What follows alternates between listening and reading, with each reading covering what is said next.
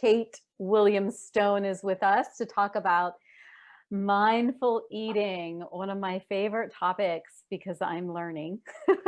So I'm here selfishly to have Kate Williams-Stone, who is, I don't want to say old, but a friend of mine from the days in New York City, running around, being actresses and healing our relationships with our body and food. Definitely a part of that journey for me from the beginning. And here we are right now.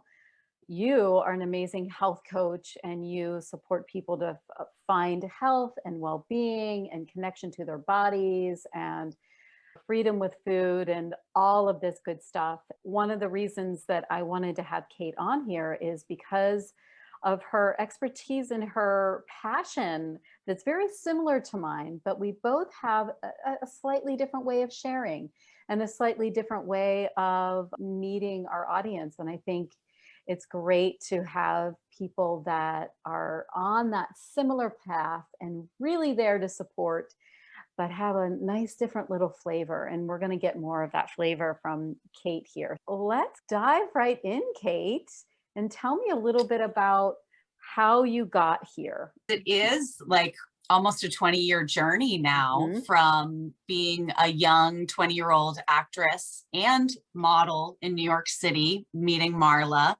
in a support group together. Now, 20 years later, being a health and life coach and really helping women step into their bodies, feeling powerful, strong, confident, but without the typical calorie counting, dieting, macro tracking, over exercising. Really, it's an intuitive eating approach that I work with my clients on. Me, I have experienced all areas of, I would say, disconnection with my body and food. And that can look a lot of different ways. It can look like restricting, over exercising, binging. I feel like I've experienced it all. And really, the next evolution of my health coaching was when I found myself in a corporate job. This would have been 6 years ago. I had given up my acting career, I had transitioned into retail, and then found myself in this corporate setting that I thought corporate world would really solve all my problems. I found myself sitting at a desk all day long, so sedentary. And as a result, I was more bloated and put on a few pounds and just didn't feel like myself. I knew I couldn't do the typical diet mentality thing that would kick up all my old restrictive eating patterns. And yet I did not feel good in my body. And so I was at this place where I'm like, what do? I want to change my body. I don't feel good in my body, but I can't do the way the world is presenting the solution. So that's when I really dove more into this mindfulness practice that I'm going to share more about today, understanding what is in my food and relationship to food, but from a very holistic perspective. And then went and got training as a health and life coach because I'm so passionate about this work and now work with people one-on-one. So that's the Cliff Notes version of the journey. Right. That's powerful. I just want to say this. I want you all to make sure that you stay at the end because Kate has an amazing breath practice that is very powerful to use when we're eating, which activates your digestion and your metabolism. So I'm just plugging that right now because it's so important. Okay. So I loved what you said, and I can relate to it when you said you're at that precipice. You're at that moment where you're like, I don't feel good in my body, but if I go into the way that it's presented to me, which is diet mentality, diet culture, if I go there, I am screwed. But what do I do? What other choice do I have here? I know that doesn't work, but the other alternative is what the world's telling me, which is dieting. This is why it is so powerful, because I think during our lives, we have these moments in time where we aren't comfortable, but there's no other choice. What I'm hearing you say is that mindfulness, connecting to your body, is the other alternative to dieting and restriction and all of that. Yeah, absolutely. And I think what you're pointing out is that diet culture wants us to think that it's binary, that either we're on a diet or we're off a diet. And there's nothing in between. That if you are on a diet, somehow you care about your health and you care about wellness and you're in control. And if you're not doing that, well, then you've given up everything. It's not that black and white. There's a spectrum. Just because you're anti-diet or don't want to do that dieting mentality doesn't mean that you don't care about your health, that you're not focused on your health and taking care of yourself. And it's not that black and white thinking. It's not off and on. And so what I dove into more, and this is what I work with my clients on, is really the intuitive eating principles. So there's 10 intuitive eating principles. They integrate mindful eating really lovely. I would describe it as mindful eating as a tool, which we use within the intuitive eating principles. And yes, it is about connection with your body, because I think dieting is really about disconnection. It's looking outside myself to find out what are the rules. Tell me what to eat. How should I do it? What time? How much? What kind of food? And so we've disconnected from our inner wisdom, our intuitive self that knows what works for us. Because here's the thing, when we're born, when we're babies, nobody has to teach the baby how to eat. The baby cries and it gets fed and the baby knows when to stop. So all of us were born at one point with an intuitive sense of what hunger felt like and what fullness felt like. But somewhere along the way, we got confused and lost touch with that, or whatever your journey is. We think that the answer is outside of us, but it's actually about turning inwards and reconnecting with that intuitive wisdom, which we all possess. And would you be able to share a little bit more about figuring out if we're hungry or if we're full? Sometimes there's sensation in the belly, there's sensation going on in the digestion, and we automatically, let me put it this way, I will automatically think, I'm hungry. It's like automatic. And then there has to be like a pause where I'm like, am I hungry? Or is there just digestion going on here? But there's that, am I hungry? Am I actually full? There's even those moments like, am I full or hungry? I don't even know what's going on. We're in such autopilot that sometimes we're just hand to mouth, hand to mouth, hand to mouth. So would you speak to that a little bit? Yeah, so that's part of deep work that I'm doing with people is hunger and fullness. Some of us have lost touch with our hunger. The first thing is to just take a pause and ask, am I hungry? Right? Like, am I hungry? And then again, it's not black or white. It's not yes or no. Okay, on a scale from 1 to 10, 1 being starving, 10 being totally stuffed, that would be fullness. Like ravenous, hangry to like not hungry at all. I just ate 5 minutes ago. Let's put it that way. On a scale from 1 to 10, where do I fall right now? And you might not have the answer, but part of the work is discovering the answer and getting more in tune to that answer. Then around like a 3 to 5, depending on where you are, how long it's going to take to prepare your next meal, like around a 3 to 5, 1 being like totally ravenous, that's when you should start thinking about like, what is my next meal? How long is it going to take to prepare? Where am I going to be? Like, so that we're not stuck in situations where we're over hungry, which sets us up for overeating, or eating in a situation like while we're multitasking, driving, returning emails, working, being really present with our food and with our meals, because being present with our food and at our meals allows us to tap into what fullness feels like. So again, it's a deeper connection. What does fullness feel like? The goal is to get to a fullness level at each meal, somewhere between 70 and 80%. So again, this 1 to 10 scale, 1 starving, 10 would be like, I'm so stuffed. I just had Thanksgiving dinner. The goal at a normal meal is to be about like 70 to 80% full, fully satiated, feeling full, feeling good, but not over the top stuffed, right? That will give us enough fuel to keep going for our next meal. But what's happening, Marla, is we're so distracted during our meals. Oh my gosh, I know. We're doing 10,000 other things. So we don't know that we're full or that we're Yeah. not full, right? Both can happen. There's people I work with who are like, well, I'm eating my sandwich while I'm returning my emails, and it takes me 3 hours to eat the sandwich. And I'm like, oh no, just stop. Take 15 minutes, eat the sandwich, then go back to work. So again, that disconnection, we're doing all these other things, and then we wonder why we don't hear our body's signals. And we wonder why we're not digesting and our metabolism Yeah. isn't where we want it to be because we're not putting our energy there.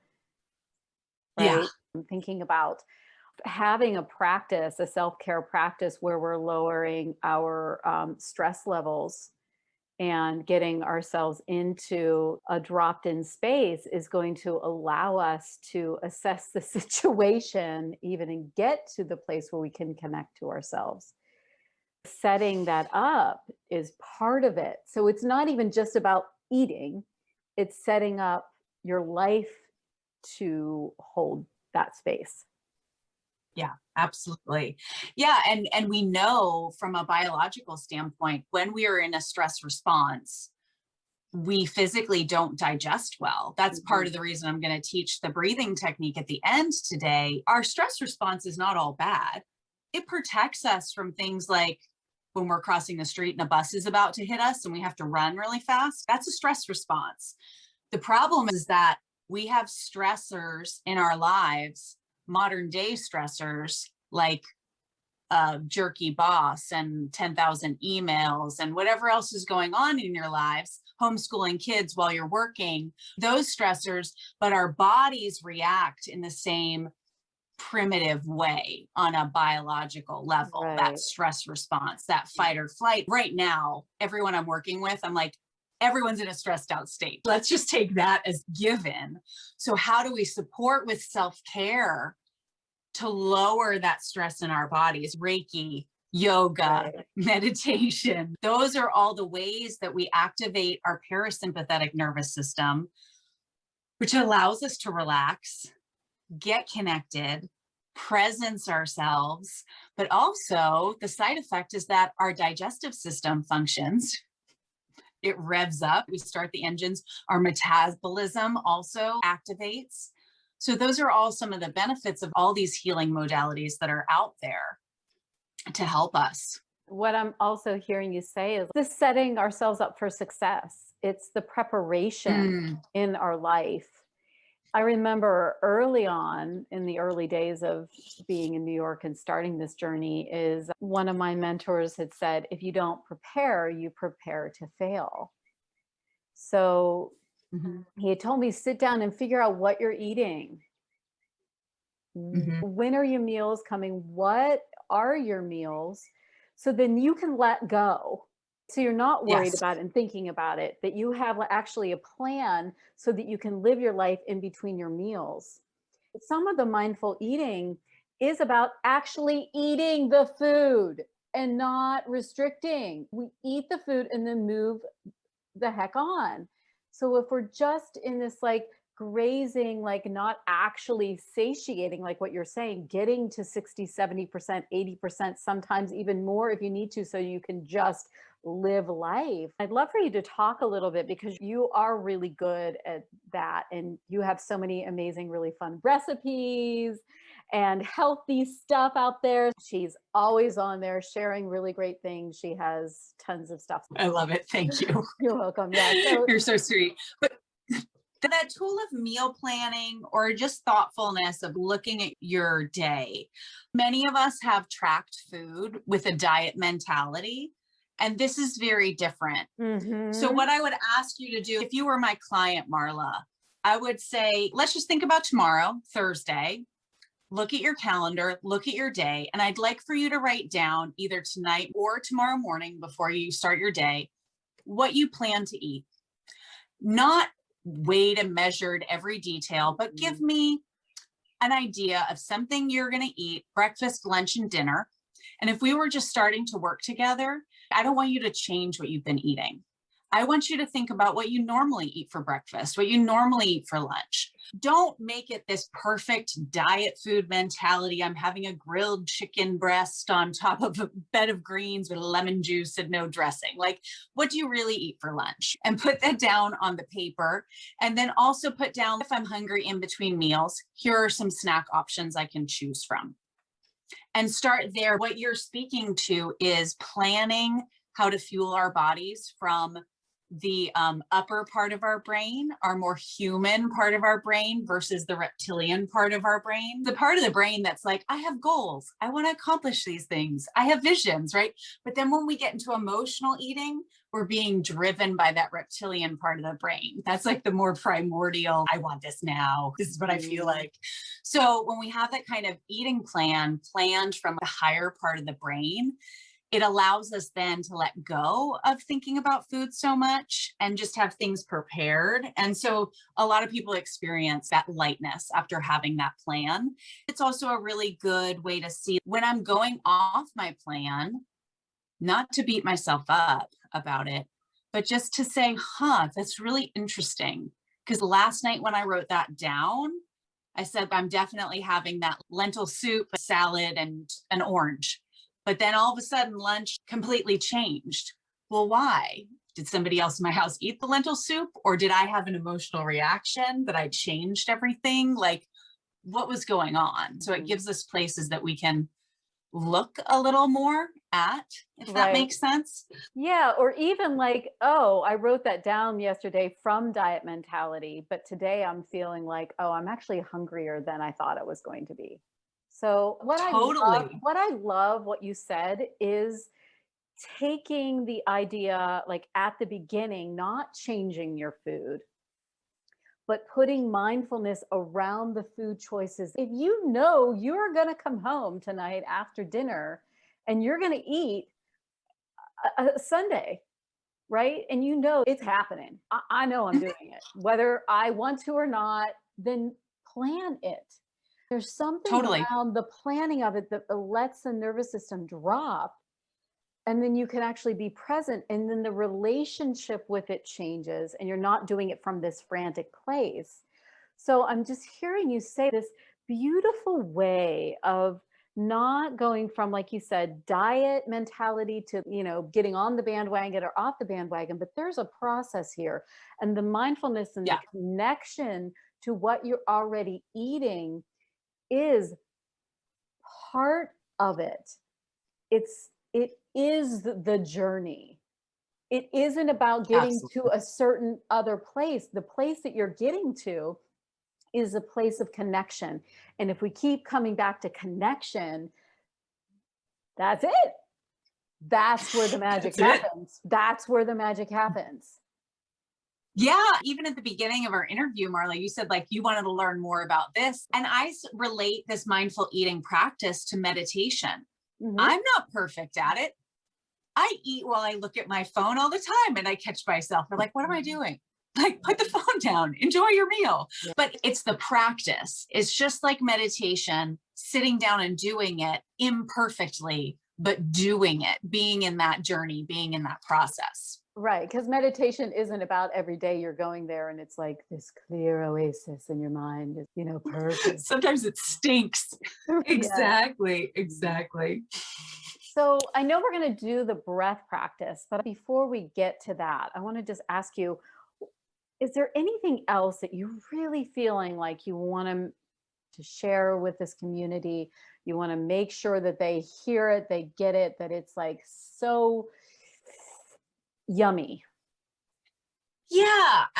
What I want to bring to your community, because I think they're ready for it, is to also think past fat grams, protein, carbohydrate, vegetable, how we've labeled food, and look at your food as energy, because that's really what it is. Food is meant as energy to fuel our bodies.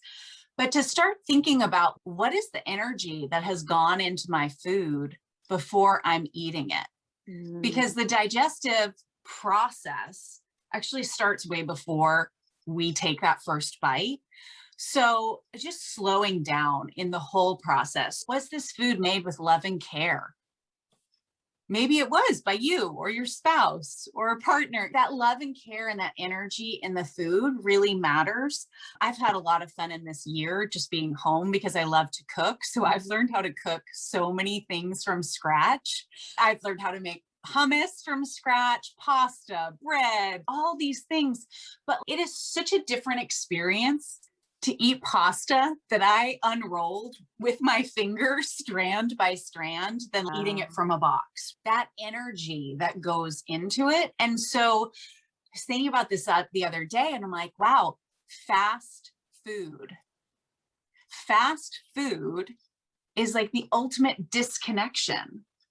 And I'm not talking about nutritionally. When we think we can just rush through a drive-through and eat while we're in the car or driving or doing something else, we are disconnected, not only from our food source, but the process of eating. So however you can slow it down in the making of food, in the eating of food, it's going to support your digestive system and your metabolism. Really, digestion starts like when we start smelling the garlic and onion sauteing, or, the scents, the saliva starts coming, like that's all part of the digestive system. So when we look at digestive issues, whatever is going on, reflux, heartburn, IBS, there's so many things out there, but it's like we're hyper focused on what we're eating. That's causing the issue. It's what we're eating. We're not taking a step back and thinking like, yeah, but how am I eating it? What is the energy that I'm coming to my meal with? Because you can have the cleanest, most allergy-friendly, gluten-free, dairy-free meal, but if you're eating it in this stressed out state, your gut is going to tell you. And, one of the things that is so important that I like to do when I go out to dinner, if you're in a fast food situation, is to pray over your food and put some goodness into it, put some love into it. Fill it up with your own energy. Fill it up with how you want to feel. And so I am so glad that you brought this up. It's such an important piece of the process. I feel like I'm going to come back and listen to this again because it's really good. Aw. Yeah. Thank you. So shall we do some breathing and explain this to us? Give us what this is all about, how we can use it. I love it. So what I love about breathing techniques is that they are free, they are portable, your breath is with you at all times. We've talked a lot about the importance of activating the parasympathetic nervous system because that allows our body to relax, to rest. And so as a result, it activates our digestive system and also our metabolism. When we're in a stressed out state, our metabolism and our digestion are not going to function 100%. That's just not how the body works. So this 5-5-7 breathing technique allows you to activate your parasympathetic nervous system within 2 minutes. So that's what we're doing. So this is a great breathing technique to do before you eat, before you go to sleep, when you wake up in the morning. You can do it at all times. I also love breathing techniques like this because you can do it while you're driving and you're in rush hour traffic. You can do it when you're waiting in the line at the grocery store. You can do it anytime. So what we're going to do is we're going to inhale on a count of 5, then hold the breath for a count of 5, and then exhale for 7. The key is that the exhale is longer than the inhale. And if you're just starting with breath work, it might be challenging to exhale for that long. It's okay. You start where you are. As you continue this practice, it will get easier. Your exhale will get longer. And the goal is to do 10 rounds of this 5-5-7 breathing, which takes about 2 minutes. And it will put you into a zenned out, blissful state at the end. So it's a really powerful tool to have. So why don't I just quickly talk us through a couple rounds so people can get the experience. What I'll do is I'll first start by just counting with you to kind of guide you. And as we go on in a few rounds, I'll get more quiet as we go. And you can tune into your own breath and what the experience is. Let's do this together as a community. Let's do it. Okay, so we're going to do the full 10 rounds. So just get centered for a second. You can have your eyes open or closed, whatever's comfortable for you.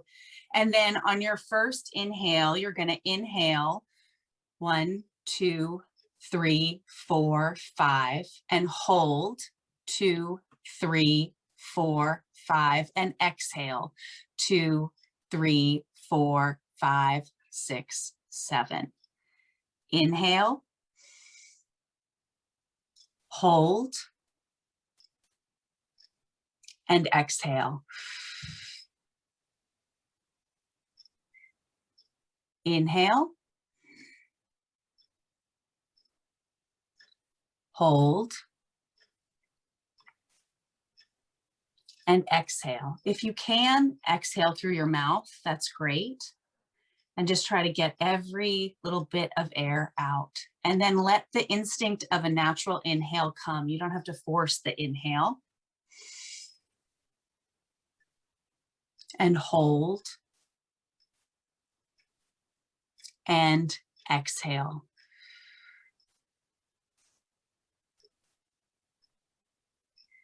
Inhale.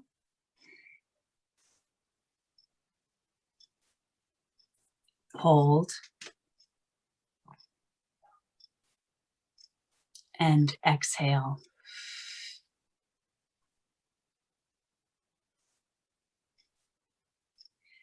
Inhale.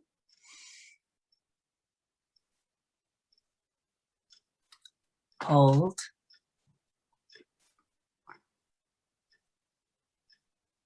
And exhale.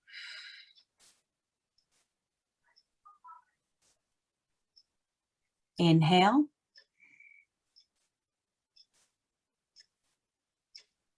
Hold. And exhale. Inhale. Hold. And exhale.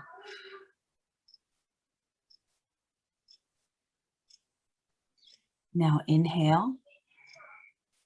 We have 2 more rounds of breath, and I'm just going to let you do these last 2 rounds in silence.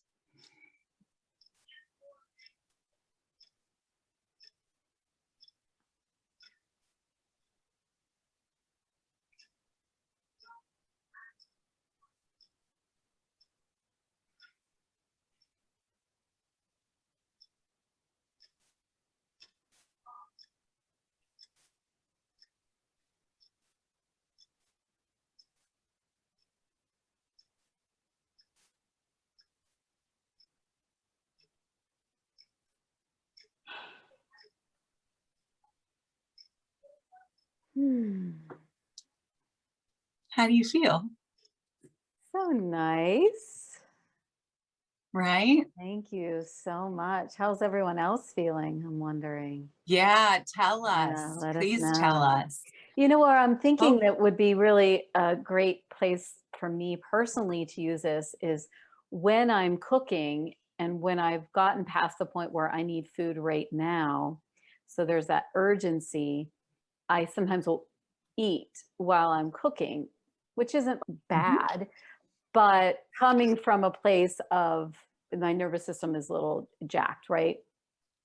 So Yep. this could actually be a really good replacement to do the breath to support me to not shove food in my mouth and to also bring my nervous system down so that I can actually, well, how hungry am I? How, like, what Yes, am I actually? So it would be a great thing to do while preparing and getting centered before eating. absolutely.